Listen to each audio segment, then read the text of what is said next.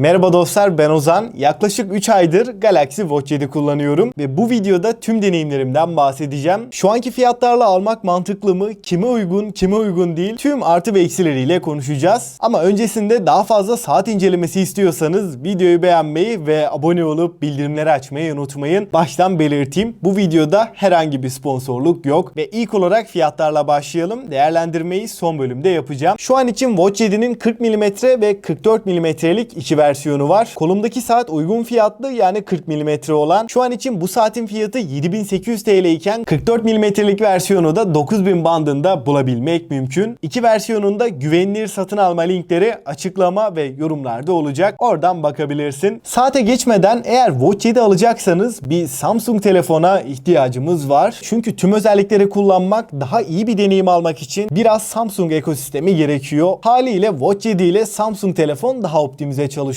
Bu demek değil ki Android'lerle kullanamayacağız. Android telefonunuz varsa da Watch 7'yi kullanabilirsiniz. Ama dediğim gibi Watch 7'nin deneyiminden tam olarak yararlanmak istiyorsak Samsung telefona ihtiyacımız var. Fakat Watch 7 iPhone'larla artık çalışmıyor. Şimdi ilk olarak kutu açılımıyla başlayalım. Ön yüzüne baktığımızda gerçekten oldukça sade ve şık bir kutuyla karşılaşıyoruz. Alt kısımda Galaxy Watch 7 yazısını, üst kısımda Samsung, orta bölümde de saatin ön yüzünü görüyoruz. Yan kısımda yine Galaxy Watch 7 yazısını ve sağ kısımda da 40 mm ve LTE bağlantıyı görüyoruz. Yani bendeki Watch 7 sim kartlı versiyonu. Arka tarafı çevirdiğim zaman da burada güvenlik bantlarını görüyoruz. İlk olarak alt taraftaki bandı kaldırayım.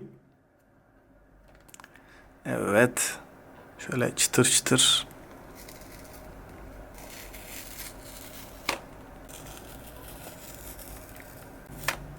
Kutuyu kaldırdığımızda karşımıza ilk olarak kordon geliyor ve özellikle bu yeşil kordonda cihaza çok daha farklı bir hava katmış ve ilk izlenim açısından gerçekten oldukça premium ve kompakt bir saatle beraberiz. Şimdi saati bir kenara bırakalım. Kutudan neler çıkıyor ona bakalım. Kutu içeriğinden hızlı başlangıç kılavuzu, alt kısımdan da saatimizin şarj kablosu çıkıyor. Burada tasarımsal açıdan baktığımda Watch 6 ile benzer bir tasarımla karşılaşıyoruz. Fakat kasanın hissiyatı ve kordon kalitesi bir kademe daha artmış durumda. Kolumdayken premium bir saat olduğunu hissettiriyor ve buradaki kordonda gerçek anlamda kaliteli bir yapı kullanılmış. Özellikle bu saati yazın sıcak günlerde de kullandım. Çok fazla terletmeyen rahat bir yapısının olduğunu da söyleyebilirim. 9.7 mm kalınlık ve 28 gramlık bir ağırlığa sahip ve arka tarafta sağlık verilerini takip eden biyoaktif bir sensöre yer verilmiş. Saatin sağ tarafında da 2 adet düğmemiz var. Açıkçası kolumda uzun süreler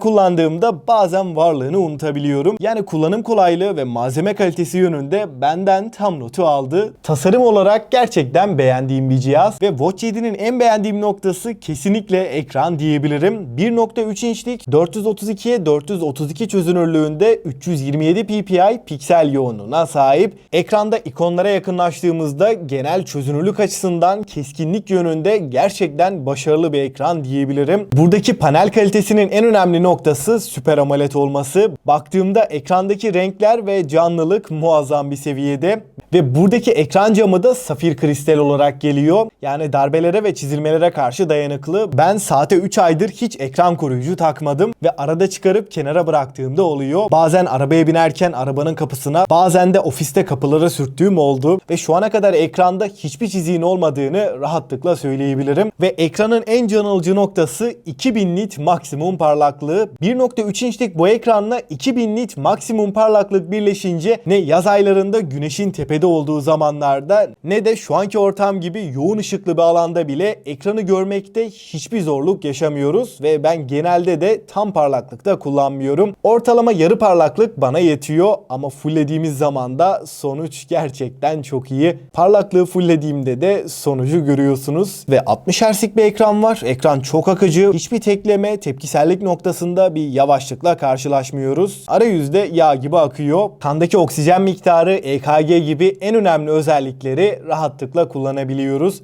Yazılımda Wear OS 5 ve One UI 6 Watch sürümüyle geliyor. Arayüzde, menüde, uygulamaları kullanırken oldukça akıcı, stabil bir deneyim alıyoruz. Yani bir üst segment akıllı saat deneyimini kesinlikle hissettiriyor. Burada uygulamaların açılış hızları ve arka planda uygulama yönetimi de çok başarılı. Bunun sebebi sadece yazılım değil, 3 nanometrelik Exynos W1000 işlemcisi burada kullanılmış ve 2 GB RAM, 32 GB depolamayla da birlikte geliyor. Antrenman özelliklerinde de bir sapmayla karşılaşmıyoruz. Burada 100'den farklı antrenman modu var. Buradan istediğinizi seçip kullanabilirsiniz. Ayrıca arayüz oldukça sade ve basit bir kullanıma sahip. Saatin yapısıyla da uyumlu bir şekilde çalışıyor ve bir akıllı saatte uygulama desteği de en önemli özelliklerden biri. Burada Play Store'da görebiliyoruz. Batarya tarafı bence en büyük dezavantaj. 300 mAh batarya ve 10 Watt hızlı şarj desteğiyle geliyor ve Watch 7'yi telefonunuza bağlayarak da şarj edebiliyoruz. Ortalama 1 saat 10 dakikada sıfırdan 100'e şarj olabiliyor. Batarya performansı olarak 3 aydan beri beni gün içinde hiçbir zaman yarı yolda bırakmadı. Yani gün ortasında akşama doğru tekrar şarja takmak zorunda kalmadım. Sabah 9'da şarjdan çıkarıp genellikle ertesi gün 1-2 gibi tekrar şarja takıyorum. Yani WhatsApp, aramalar için kullandığım, bildirimleri takip ettiğim günlük bir kullanımımda beni 1,5 gün götürüyor. Fakat nabız takibi, kalp atış hızı, antrenman modları ve diğer özellikleri aktif bir şekilde kullanırsanız bu sefer akşam tekrar şarja takmak gerekiyor. Yani batarya performansı genel anlamıyla çok iç açıcı değil. Batarya anlamında özellikle bendeki 40 mm'lik model biraz daha zayıf diyebilirim. Bence saati tam olarak her yönüyle kullanıyorsanız 40 mm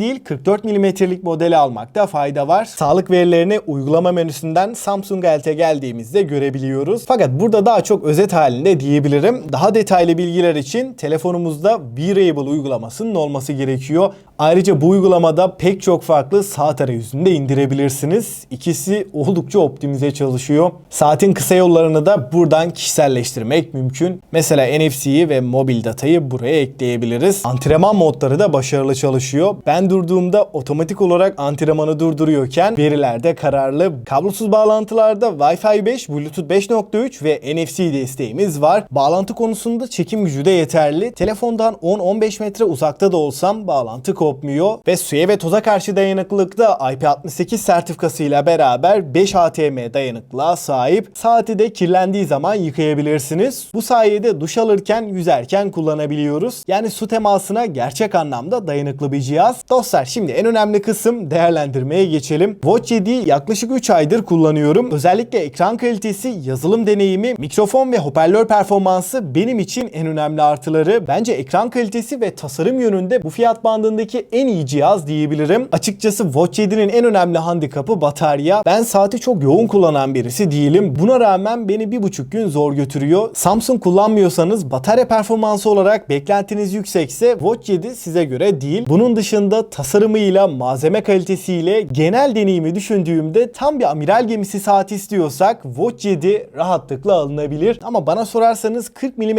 yerine 44 mm versiyonu almak çok daha mantıklı. Çünkü hem daha geniş ekran hem de 2 güne varan bir pil ömrü alıyoruz ve 40 mm ile 44 mm arasında yaklaşık 1300 TL'lik bir fiyat farkı olduğunu düşünürsem bence 44 mm'yi alın derim. Zaten Watch 7'nin en ucuz güvenilir satın alma linkleri de açıklama ve yorumlarda olacak. Oradan rahatlıkla alabilirsin ve aklına takılan herhangi bir soru olursa da mutlaka yorumlarda bekliyorum. Ve son olarak fiyatına oranla bir not verecek olursam benden 8 puanı aldı. Galaxy Watch 7 sizce alınır mı? Görüşlerinizi mutlaka bekliyorum. Saat incelemelerinin devamı da size bağlı. Videoyu beğenmeyi ve abone olup bildirimleri açmayı unutmayın. Ben Ozan. Sonraki videoya kadar kendinize çok iyi bakın.